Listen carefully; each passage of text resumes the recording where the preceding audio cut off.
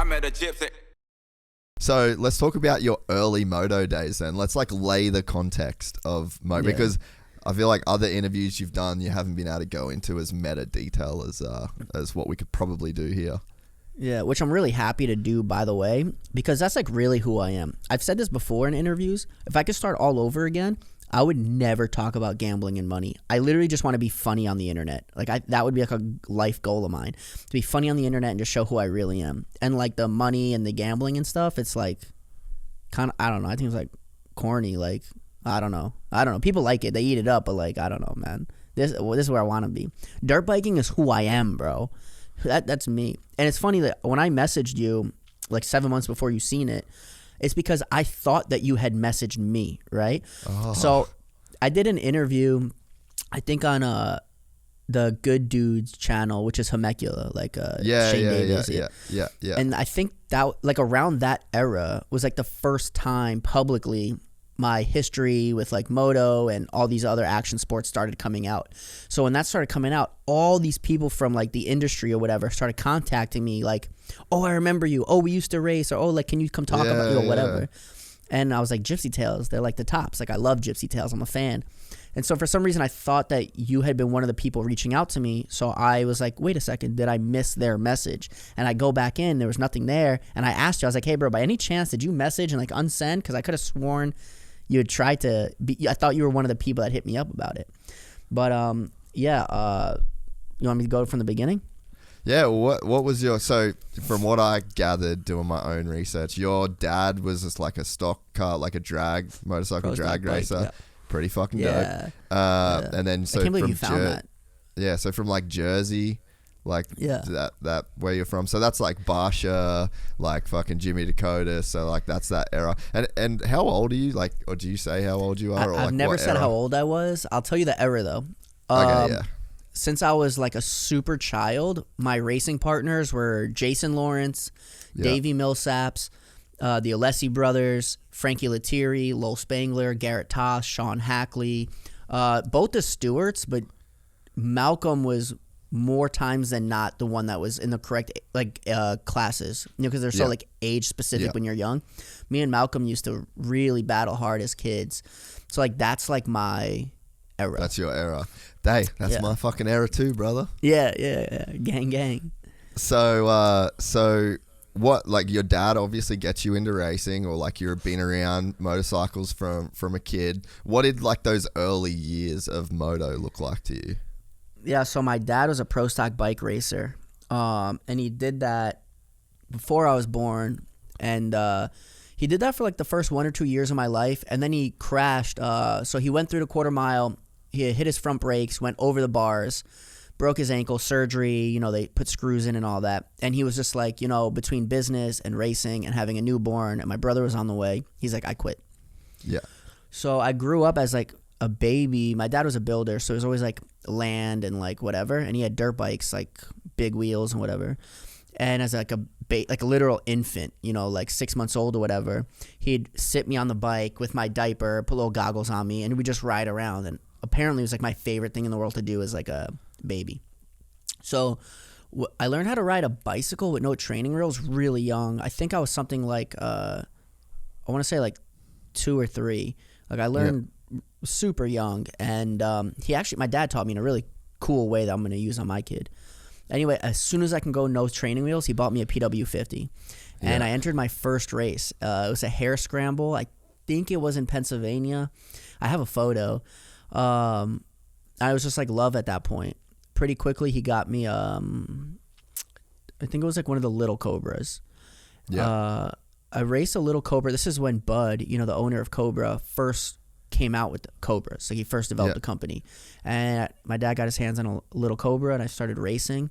And I think just because of the area we were in, the only other kids racing that age were all the kids basically that went on to be pro, like everyone that we're naming, you know?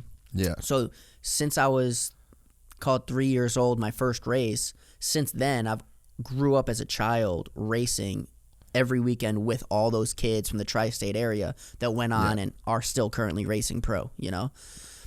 So pretty quickly I developed like good riding, like I was like winning or whatever. But we were just like babies. Like I didn't even know if I won or not. Like I didn't even think about it. I was just so young. Yeah. You know, started training and practicing, and then it became a full-time gig. I was, I don't know, something in that range of like, I don't want to misspeak, but something like around 6 years old, I started training. We would train and practice like 5 days a week, spend a full day traveling, race one, fly home in time for school, and then keep doing that. So like every day after school, whatever. We had coaches and training, went to all these private tracks, and it was like the group of us. It was like the core group was like me, Jay Lawrence, Frankie Lettieri, Lowell Spangler, you know? Yeah. And I just was winning. We were all winning though, you know. They all went on to be some of the greats, and the Alessis and Davey Millsaps and what have you, the Stewarts, and that's it. Then I remember I was there for Eli Tomac's like debut like amateur race as a kid, and it was in Vegas, and he won, and it was like a big deal. He came on Little Cobras and just dominated. Dude, and I remember. Yeah, I was there, bro, and that's when we started filming Mini Warriors. And the cameraman, I forget his name. He was like kind of a young guy also. Malcolm McCasey? No, it wasn't. He's in them, but he wasn't the filmer. There's like an actual guy. Yeah, it was like this chubby kid. He took a hold of a few of us. Like Malcolm he took a hold of, me he took a hold of, and a few other characters. And he like really focused a lot of the film around some of us, and then like filled it with just racing and riding. Yeah. So I had, you know, been in Mini Warriors, and then I think it was I forget which one, but then he had continued just to put me in all the Mini Warriors. Like when you roll credits at one of them, it's just me with my name, and it's me interviewing Nico Izzi after he won some race in Vegas, and like, you know, so like I got like a lot of like attention and credits or whatever through the Mini Warriors films. I won the Mini O's, race Loretta's every year. First time I met Pastrana actually was his last year ever racing at Loretta's. First time I met him, I was pretty young. Wow. Yeah. That's sick. So that whole era, so you're doing that, right? And I'm a kid in a tiny town in Australia that would get those DVD or like VHS tapes back then. VHSs, yeah. I would get them on VHS, like probably a year after they actually happened. And me and my brother and like 3 of my friends that were into dirt bikes would just watch those tapes all fucking night, every single night. And then we'd spend the rest of our time riding dirt bikes and BMX and shit. So like Mini Warriors was literally like the soundtrack, the fucking video track. Like that was everything. Like Mini Warriors, Krusty's, Terra Firma, like that whole deal. Like that was just, that literally fucking raised me, bro. Me too. That's why I think to this day, when you play The Offspring, the only thing I can think of is riding dirt bikes. It's the only thing I can think of. And to this day, I love The Offspring. And I think it's because of those Mini Warriors movies.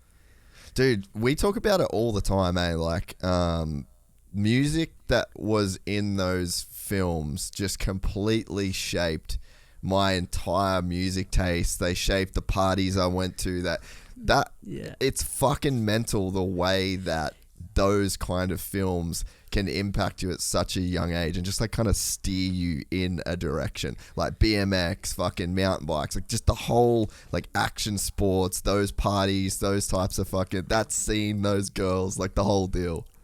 You know, it's so funny because at that era, which is like late 90s, early 2000s, there was no, Mini Warriors was the first moto racing movie ever existed, you know, and then they came out with like 11 or 13 of them or something. So it was like literally like for kids like us, it was our holy grail. It was the only thing in existence that gave us some picture of what we were even doing outside of us.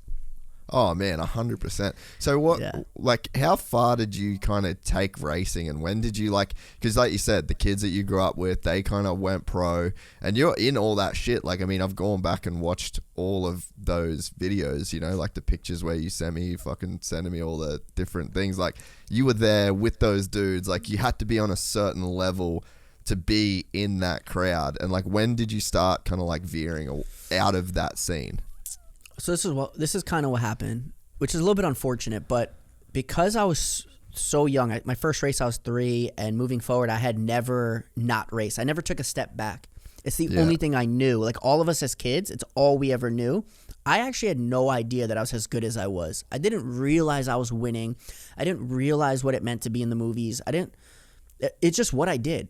Like, my mom woke me up. She said, all right, time to get on a plane. I got on a plane. I landed. There'd be a coach there with bikes there.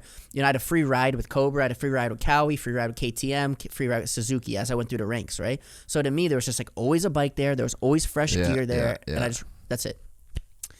So I got really burnt out. And I had no idea the kind of, I didn't realize like that I was in it like that. I didn't know. And I was burnt out. I was constantly getting hurt, bro. I broke so many bones. I got I got 2 broken collarbones right now. My bone's actually sticking out. I'm about to get surgery. But I was always hurt, and I was young, and I was burnt out. And like I saw like the kids in school, like being normal kids, like basketball games and weekend parties and drinking beer or whatever. And I just wanted that so bad. But it's always like the grass is greener on the other side type attitude. Yeah. And so I started fighting with my parents so much. I was like, I don't want to ride. I don't want to train. I don't want to practice. I don't want to travel. Like, I don't want to do it.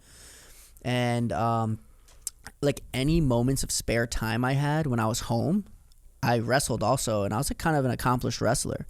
So I'd won the state championship in New Jersey in Greco-Roman. The same year I got 3rd in freestyle. And like, I was pretty good. And so it was like I had 0 time to just be a kid or anything like that. Yeah. I was either out from both sports with injury, or I was fully training and practicing both sports. And I don't know, it just was a lot. We're excited to announce the launch of our new membership site, gypsytales.com, packed with exclusive content and perks that you won't find anywhere else. This is your chance to become a part of the Gypsy Gang. And as a special bonus, if you sign up to an annual membership, you'll be entered into the draw to win our custom-built TC125. Gypsy Gang.